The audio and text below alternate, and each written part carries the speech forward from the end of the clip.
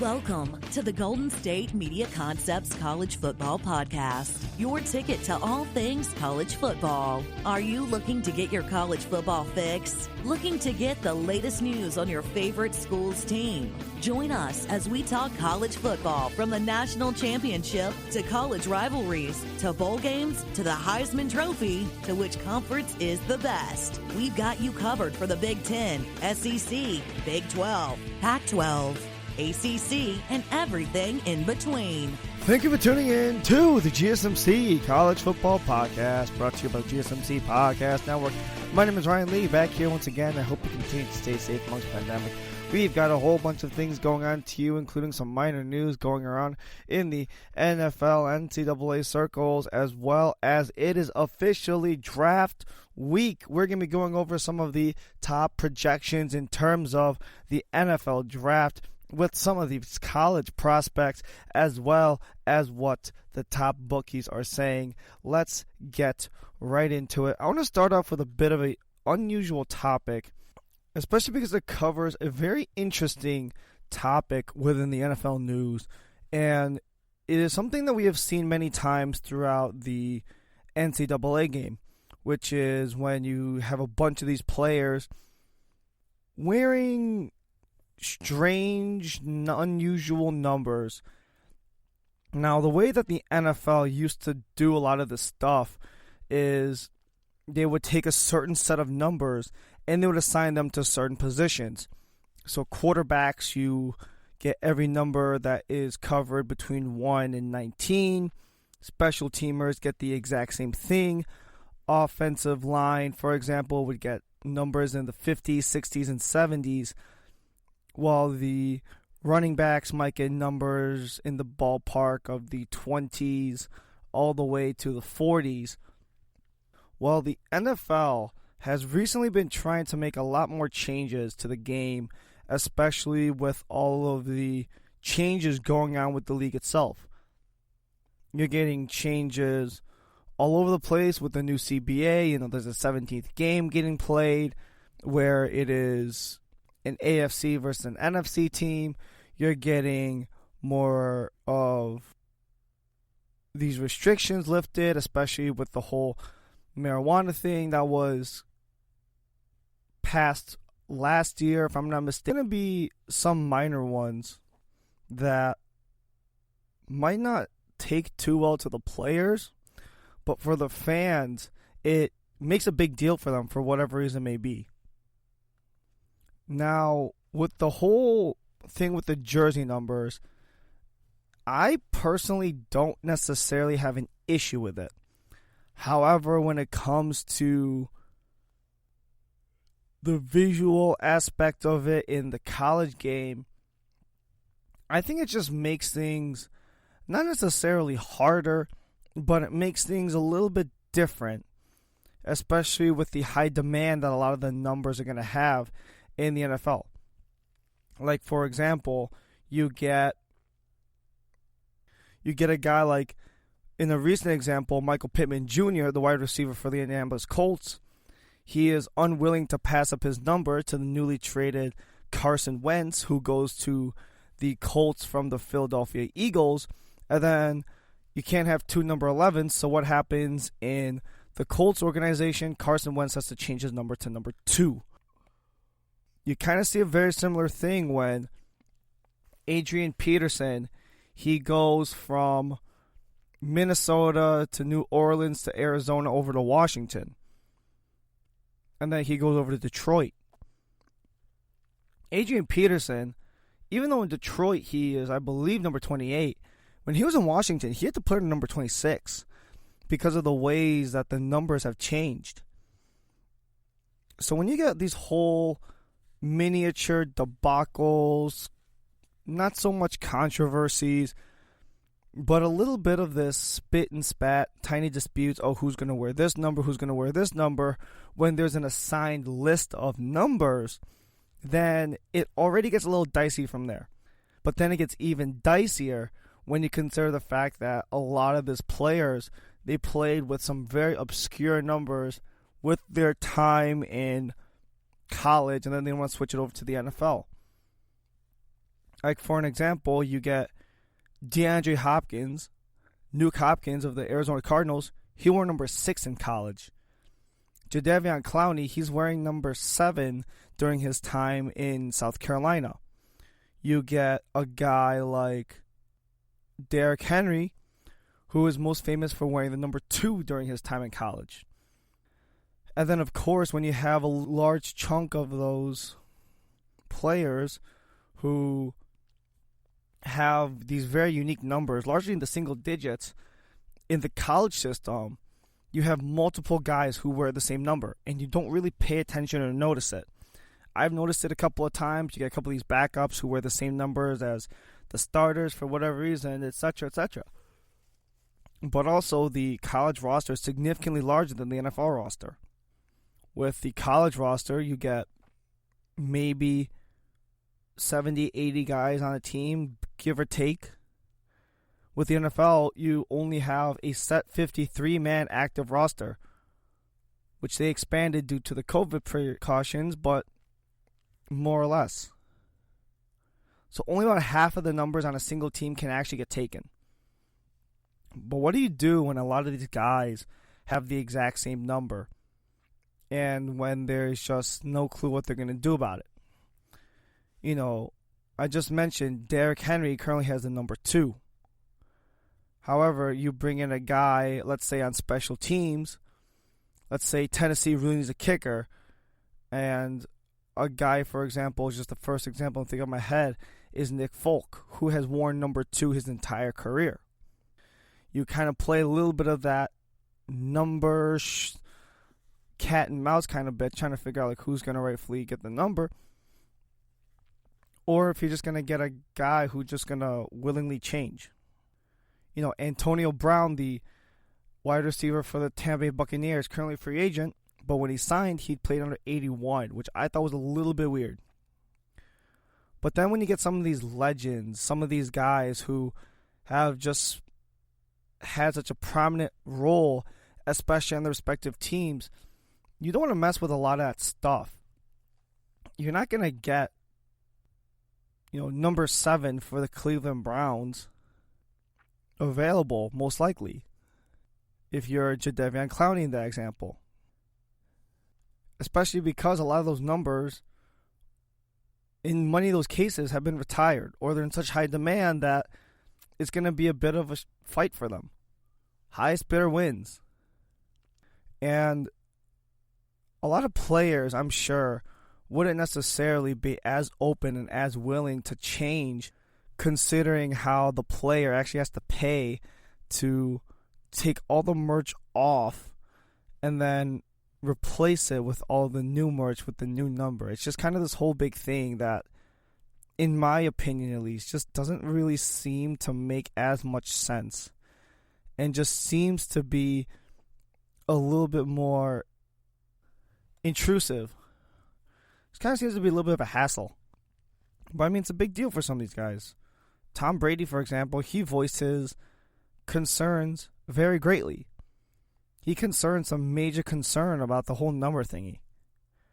When you get a linebacker, let's say, and then he is usually marked at the 40s, 50s, roughly in that ballpark, and all of a sudden he's a single digit, it makes those instances very difficult, not as easy to communicate. Makes it a little bit weird to see on the field, especially if you're in a rare situation like some of these college guys are in, where you have multiple guys wearing the exact same number, assuming the league allows for that. What happens then? You get a cornerback playing on the left side of the field.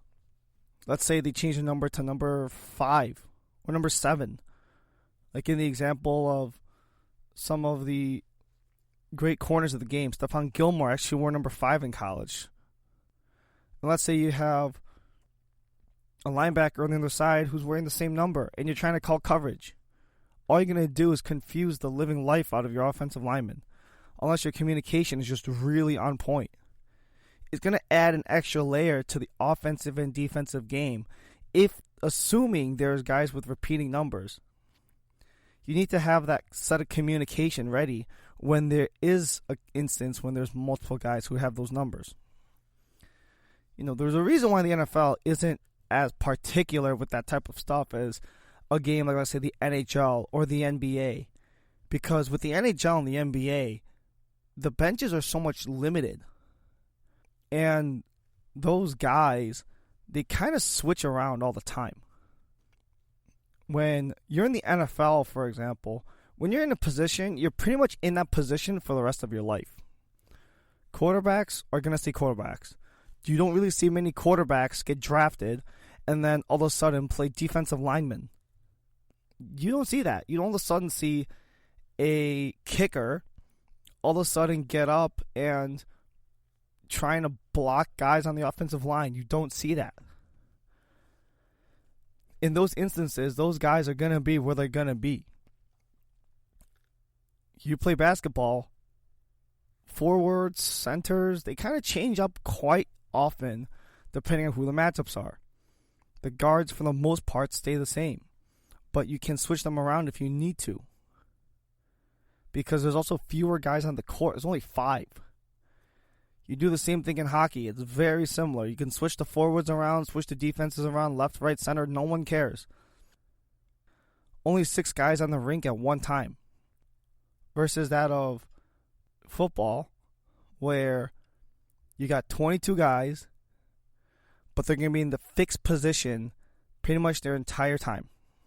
Tom Brady actually had a statement, if I'm not mistaken, where he voiced his concerns about having the number change, where he essentially said he hates it. And that's where I had the entire thought process of the communication level between the quarterback and his players have to be pristine.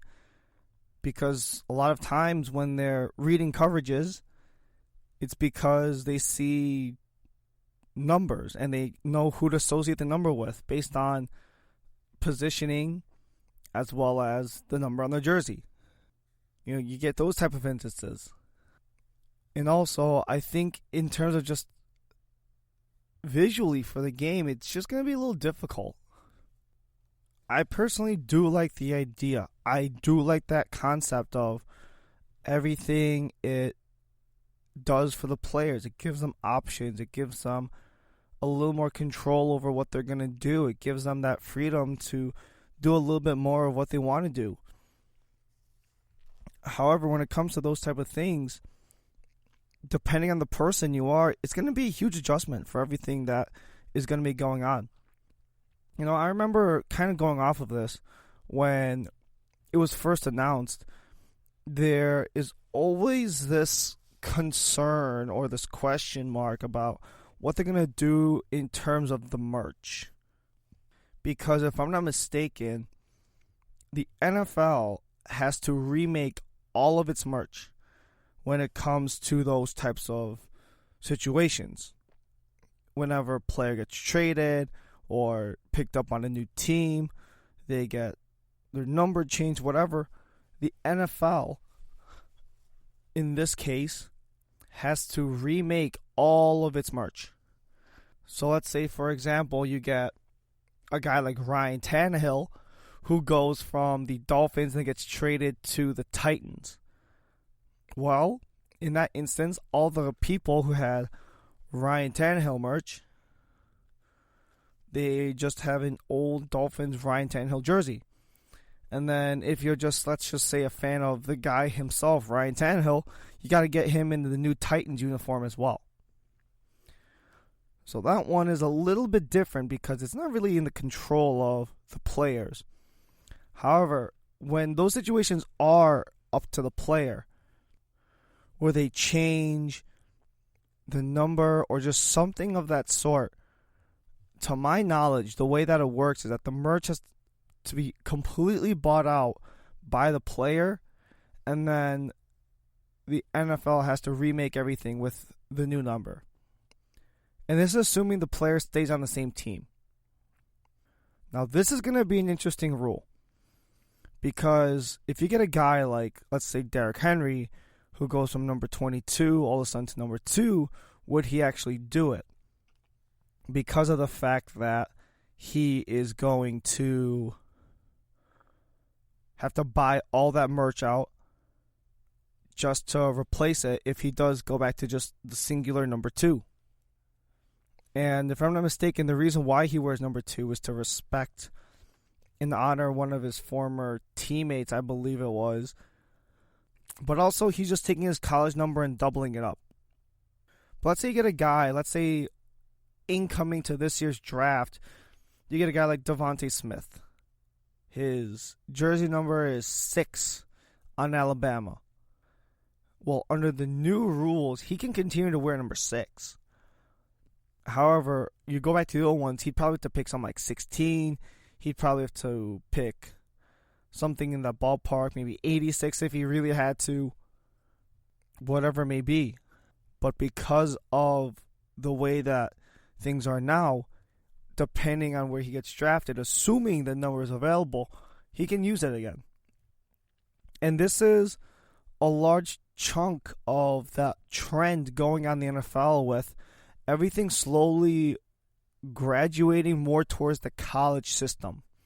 Think about some of the top head coaches in the game that use a little more of a college-heavy system. You guys like LaFleur, some of his stuff is a little bit collegey. You got like Cliff Kingsbury, whose system is a little collegey. Matt Rule, he came straight from Baylor. You're going to have a lot more of these concepts that are closer to the college game, whether if it's because it's more fun, whether because it's more dynamic, it's more explosive, it presents a greater experience, or whether if it's because the NFL understands that there's a niche audience that is just there for the college, do not care about the NFL. In this way, they can maybe try to rope in some of those college fans into the NFL game. Whichever one it is, the NFL has kind of got its hands full. I, for the most part, can't wait to see how it goes. But with all the stuff going on, with the numbers, with the way it changes up the league, it's a minor change, but it is going to present some impact to the NFL.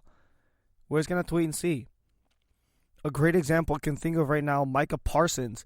He wore number 11 when he was playing linebacker from Penn State. I believe he's the number 1 linebacker prospect right now. 51, 41 could be in the mix. Who knows? Or you get a guy like Travis Etienne. He wore number 9 with Clemson, if I'm not mistaken. He's probably going to go to a number like 29 or 39. Maybe if he wants to. Or if it's not available, maybe 24. Depending. But with a lot of those guys transitioning to the NFL game, you might be seeing a lot of guys with the same jersey number, or if they don't allow that, a lot of guys fighting for those. Now, it's not really anything major that happened news-wise, but one thing it does bring up is just the overall aspect of what that presents into the game. And speaking of things that just come up within the game, I want to talk super quickly before I get into the draft coverage about what it means to struggle.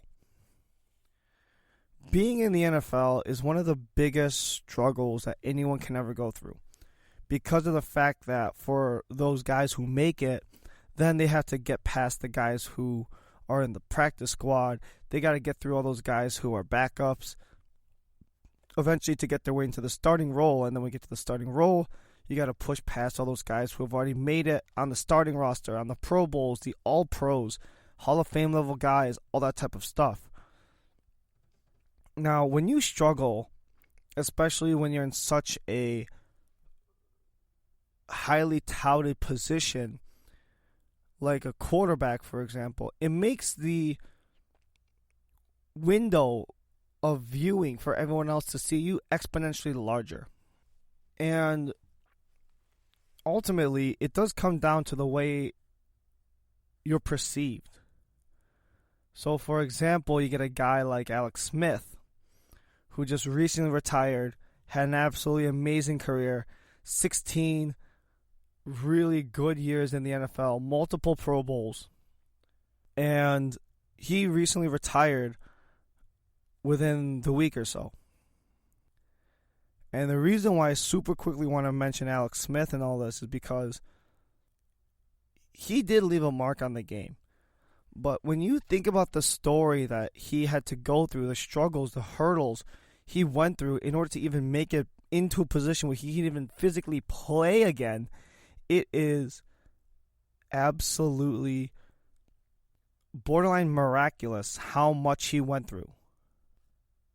It's kind of a similar injury in comparison that I heard at the time to when Joe Theismann got his leg broken by Lawrence Taylor. With Alex Smith, it was by the hands of J.J. Watt. And when you really look at the caliber of those guys, how heavy, how dominant, how impactful they were, it makes it just extra devastating. But then you see Smith, he goes through all the process of the rehab, the leg brace, 17 surgeries, told he might never walk again, and then he makes it back onto the NFL field. It's beautiful. It's magical. How determined and how inspiring that type of a comeback can be.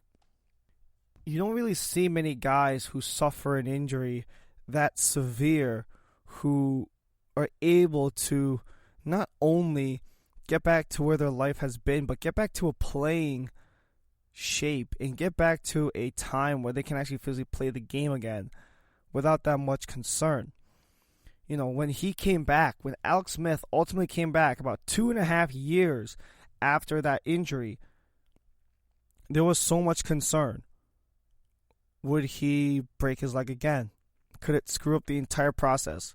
Could you be back to square one with just one hit? Is the leg as strong as it seems? It could potentially have played into the reason why Ron Rivera chose not to play Alex Smith as much as he did, despite being 5-1 on the year as a starter, which in part did a large chunk to help Washington get to the playoffs and win their division. But when you get someone who has to go through that devastating of a blow, it makes everything so much more inspiring for anyone else who gets stuck in that situation again. Now, I'm not saying that the Alex Smith thing is actually fortunate, but I'm saying it does leave an impression on the game that those type of things aren't going to derail your career completely. Now, the only person who I can think of who had any sort of similarities in terms of their road recovery, at least to Alex Smith, I can think of, at least a recent example, is Ryan Shazier, the linebacker for the Pittsburgh Steelers. You know, Shazier, he went in kind of shoulders to head first on a tackle in a game. And of course, as a linebacker, you want to put a lot of power into it. You want to put a lot of force into it. But the issue is that with Shazier, at least, they had to basically realign and reconfigure his entire spine and neck because the hit he took affected pretty much his entire ability to do anything. And then you get that clip at the, I want to say, 2018 NFL draft where you see him walking with the cane, going up to the podium. It's just inspiring considering how much he went through to get through that. And I think with the guys like Shazier and the guys like Smith, it really puts into perspective not only that it is a privilege to be able to play a game the way they have, but also that if any situation like that ever occurs again where a guy gets taken out and essentially has only one leg, has the potential to die because of complications and infections from the broken leg. When you get a guy who was supposed to be paralyzed, not supposed to walk again, being able to walk back up onto the draft stage and has been able to walk relatively normally again, it shows the power that that type of drive and willingness to go have in the sport at both the college level and the NFL. So congratulations on an amazing career for Alex Smith. You truly deserve it. And coming up right after the break, it is draft week. It is this Thursday. We're going to be talking a load of NFL draft. That's coming up right after this.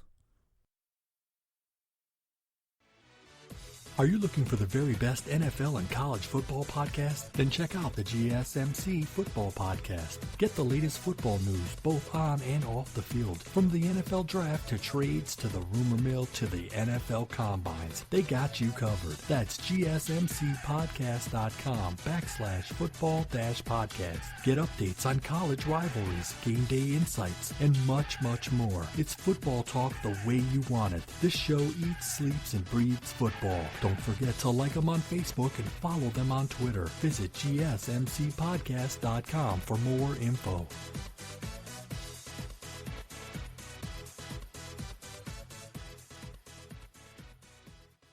Tired of searching the vast jungle of podcasts? Now listen close and hear this out.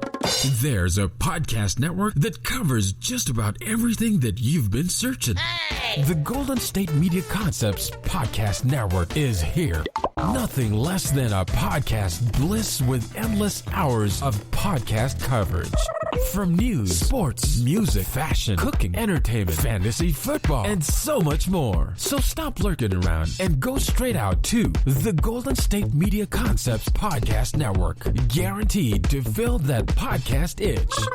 Whatever it may be. Visit us at www.gsmcpodcast.com. Follow us on Facebook and Twitter, and download us on iTunes, SoundCloud, and Google Play.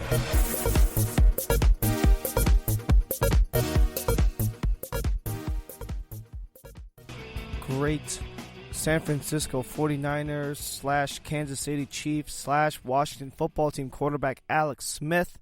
And we're going to be getting to the good stuff today. We're going to be getting to the nitty-gritty, the draft. Yes, because draft week is, after all, coming up. It has come, if I'm not mistaken. It is coming on Thursday, the 29th, in Cleveland, Ohio, where we're going to be getting some of the old favorites in terms of the draft coming back. You can be getting the guys along the stage being able to dap up Commissioner Goodell. We're going to be getting the classic scenes with the players on the stage holding up their new jersey of their new team with the hats. That moment, you get to see the phone calls happen live. All this type of stuff is going to come back into the NFL draft. And you know, with the draft really comes a lot of things, not just a lot of these players who are going to be achieving the dream, the moment they've always been hoping for, but a lot of teams are going to be able to change their fate in this draft. Now, there are not many instances where a single draft or a single draft pick essentially changes the course of an entire franchise for X number of years afterwards. There are very few who have been able to do that in that instance. One instance is Patrick Mahomes, if you want to go recent, getting taken 10th overall by the Kansas City Chiefs. The Buffalo Bills traded down. They were waiting for their guy, Tre'Davious White. But the Kansas City Chiefs decided to go aggressive and trade up for their guy Patrick Mahomes. And look at what he does 2 years later. He sits behind Alex Smith for a year.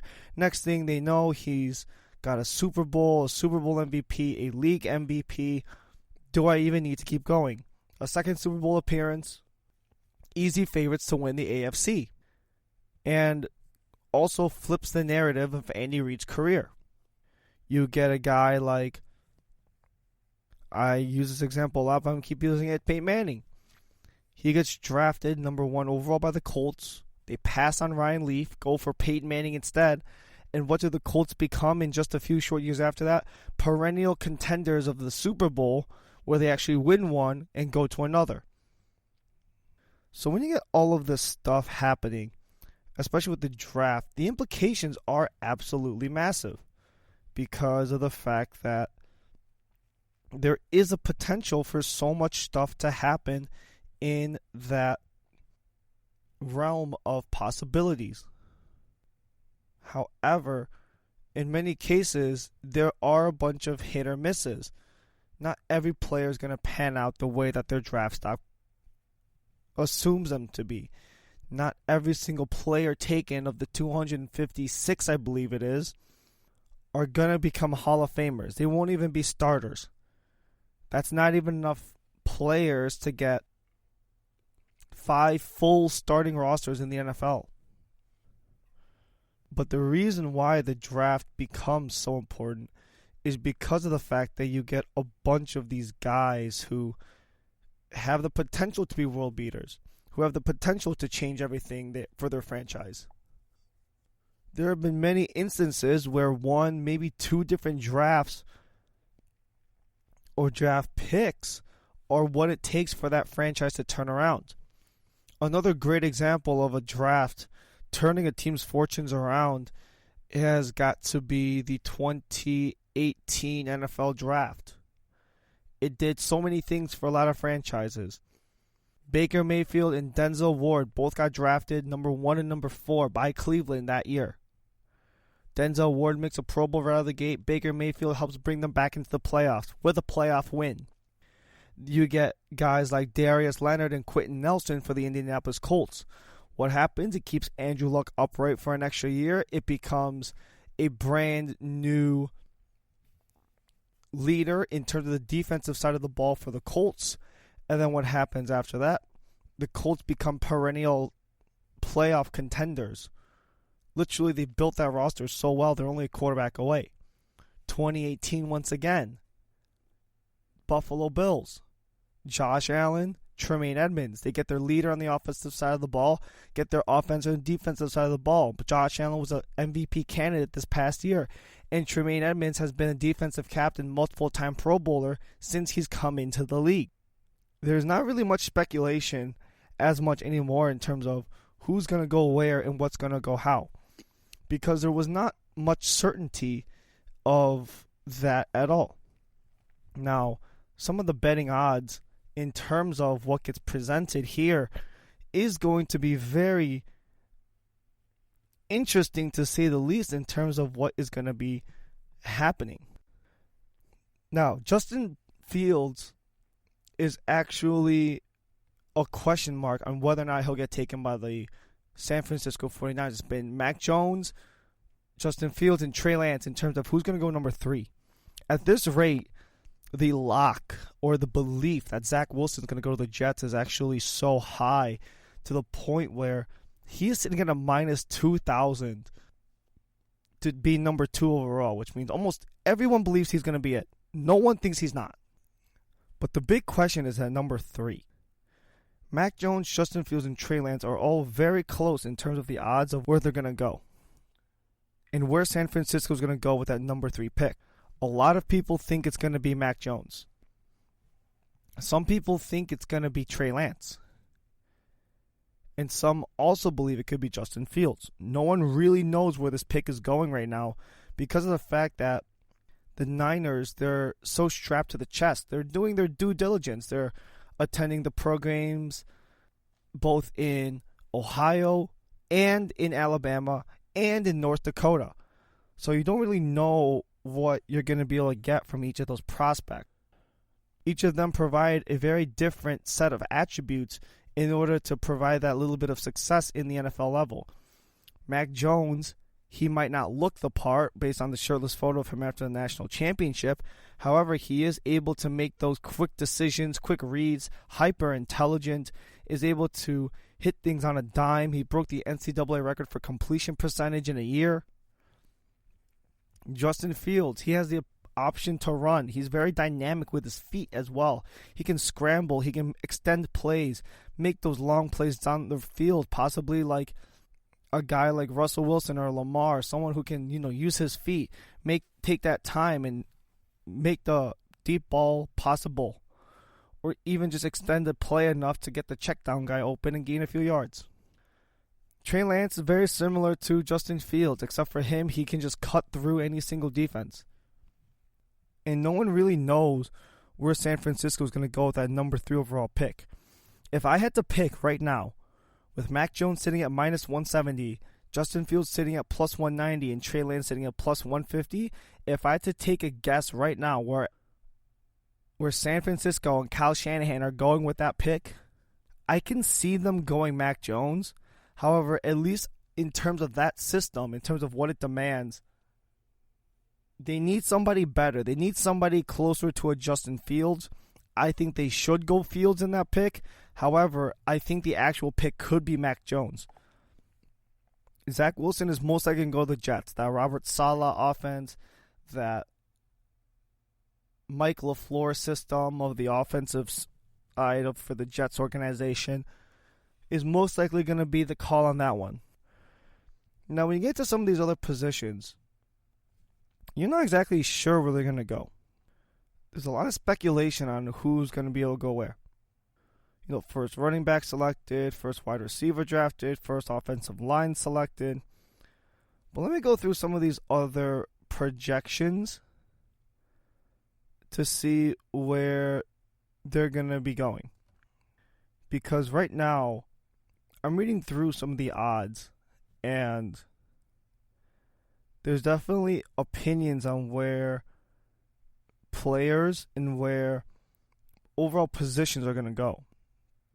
Now, one that I think is actually very interesting and one that most certainly can get kept an eye on is going to be Kyle Pitts, the tight end coming out of Florida. He is arguably, almost without a doubt, one of the top pass-catching prospects of this entire class, wide receiver, tight end aside. He's one of the best pass catchers overall in the entire draft. Even though he's listed as tight end, there's a lot of chatter coming from Atlanta. Yes, they're doing their due diligence, going to all the pro days and all that. However, there's some people saying that they're going to take a quarterback with the pick. If I were Atlanta with Matt Ryan right there, still taking up a lot of cap space, that's not going to be an easy sell for that fan base. To be like, hey, we have our guy for at least 2 years. What gives? Why draft for the future now? It's the same thing with the Jordan Love pick last year. Why are you doing that when you have Aaron Rodgers, who's still playing at an elite level and who can still easily carry and get you guys to a Super Bowl? He got them to the NFC Championship, but tomato. So that's why, at least for me, the pass catcher makes sense to me for Atlanta's sake. Even though their offense was perfectly fine last year and all their struggles are in defense, think of the weaponry that Atlanta's going to be having next year. Julio, Calvin Ridley, and now Kyle Pitts. Considering the fact they just lost Austin Hooper. Considering the fact that, overall Atlanta's kind of on that decline. Right now, the official number for Kyle Pitts in terms of selection numbers at 5.5, which means will it get taken at 5 or sooner or 6 or later? I'm going to go with 5 or sooner. Because if for what way and what how Kyle Pitts is not taken by Atlanta, and if Cincinnati, even though they desperately need help at the offensive line to help out Joe Burrow, could potentially take that pick. Now, a couple of these wide receivers on the board as well, these pass catchers, they do intrigue me quite a bit because there's such a high demand for them at the current moment with the way that the market is at right now. You get a lot of these guys, guys get the Michael Thomases, the Julio Joneses, the Amari Coopers, where literally they're getting massive paydays in order to feast on a couple of these wide receivers. And I'm not saying they're not deserving of the money. However, I am saying that there are questions to be had about them. When you get a guy like Michael Thomas, for example, who gets paid a really steep price point, or a guy like Amari Cooper, who got paid the exact same thing, how does that compare when, let's say, Cooper goes down, and then the rookie from last year, now going into his second year, CeeDee Lamb, starts outperforming? Or when CeeDee Lamb is the one who starts to really take control of that wide receiver room. Then what do? You have all that money there that does not necessarily get used up the same way.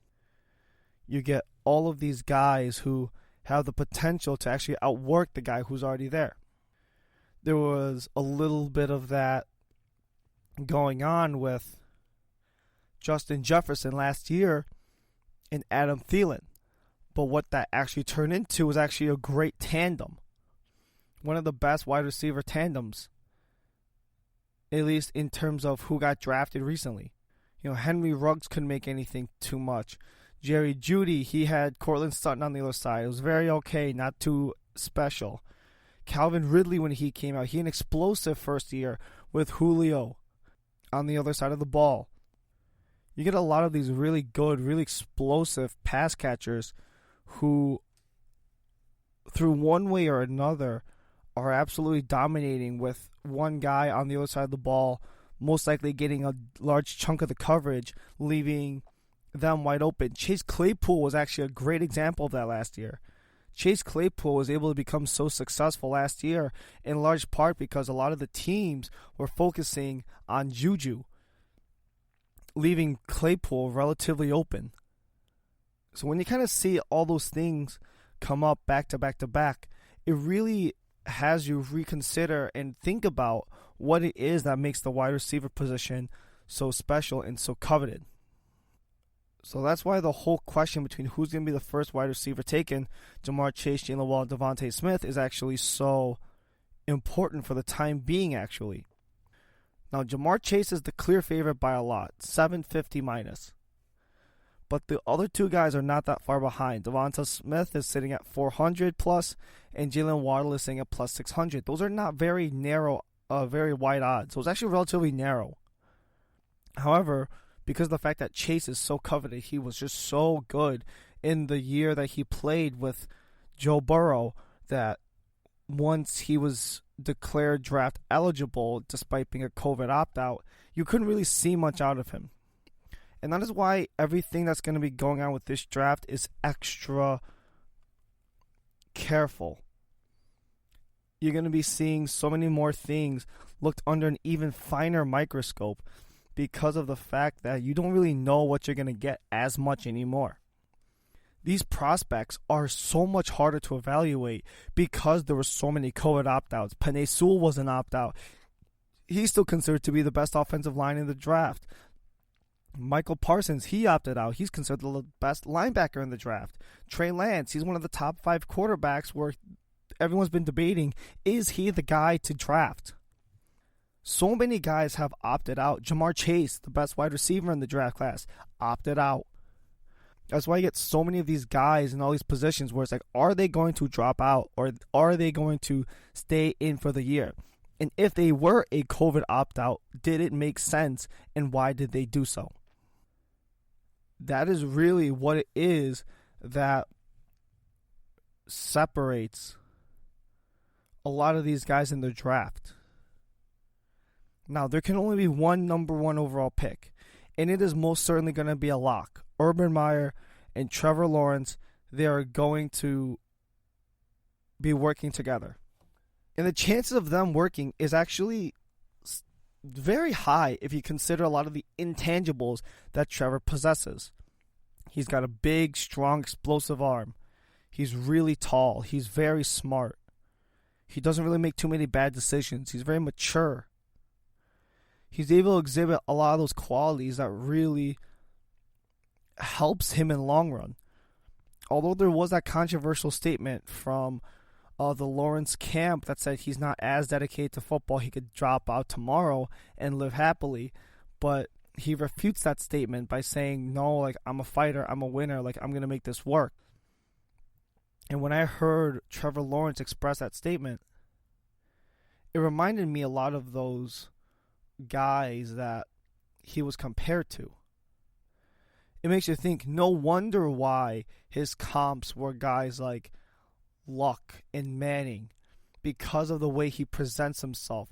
It's not just the talent overall, but it's those intangibles as well. It's the reason why, you get a guy, let's say, for example, like Jamarcus Russell, the first overall draft pick in 2007, why he didn't pan out whatsoever. Because he wasn't as hardworking, not as driven. One of the ultimate stories I've ever heard in the NFL was a coach asked Jamarcus Russell, "Did you watch the tape I gave you yesterday?" He said, "Yes. Tell me about what you saw." He gives this whole detailed report, but in reality, the scouts gave him blank tapes because they didn't believe he was actually watching it. As the ultimate test of, were you committed and are you actually going to do what we need you to do? One of the greatest games of all time. Lawrence exhibits a lot of those traits. That's why he's going to work. He's also going to be with a more college head coach, an offensive guy who is a bit of a quarterback whisperer, if you will.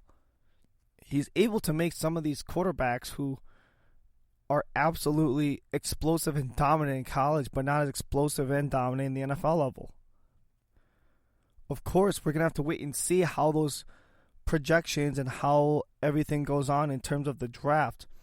However, the one thing I can say with certain I do know is the fact that Trevor Lawrence is going 1.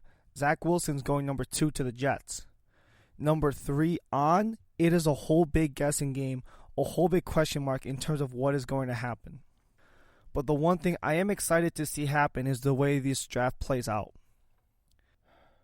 The way I'm going to do the draft this year is actually going to be very different.